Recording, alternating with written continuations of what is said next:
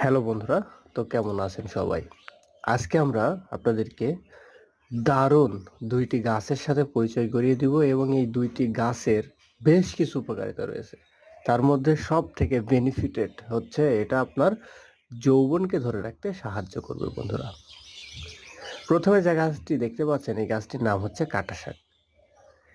কেউ এটাকে বলে কাটা নোটে, কেউ বলে কাটা খইরা। এই গাছটির একটি বর্ষজীবী গুল্ম জাতীয় উদ্ভিদ।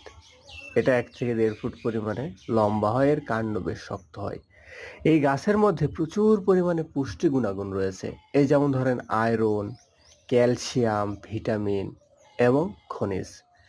এই গাছটি যদি আপনি এর শাক খান তাহলে আপনার রক্ত শূন্যতা দূর হবে, হজম শক্তি বাড়বে। এর মূল এবং পাতার রস আপনার চর্মরোগ, ফোড়া ঘা সারাতে সাহায্য করবে। এই গাছটির শেকড় আবার আপনি যদি বাসি পেটে চিবিয়ে অথবা থেতো করে রস নিয়ে একটু মধুর সাথে বা পান পাতার সাথে খান তাহলে আপনার যৌবন বৃদ্ধি পাবে, যৌবন বাড়বে।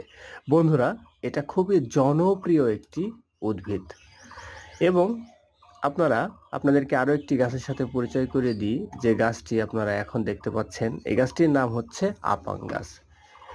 কেউ বলে লর্ড জিরা, কেউ বলে বিলাই খামসি, উপল্যাংহা। এছাড়াও এটা আরো বিভিন্ন নামে কিন্তু পরিচিতি লাভ করেছে বন্ধুরা। তো এই আপাং গাছ বা আপামর্গ এই গাছটির দ্বারা আপনি বহুবিধ রোগ থেকে মুক্তি লাভ করতে পারবেন। এই গাছটি ৩০ থেকে ৩২টি, কেউ বলে ২৮টি, কেউ বলে অসংখ্য উপকারিতা রয়েছে। তো বন্ধুরা, এই গাছেরও এক টুকরো শিকড় আপনি যদি বেটে বা থেতো করে রস করে একটু মধুর সাথে বা পান পাতার সাথে বাসি পেটে খেতে পারেন তাহলে আপনার যৌবন বাড়বে। তো বন্ধুরা, এটা অবশ্যই সম্পূর্ণ নিজ দায়িত্বে ব্যবহার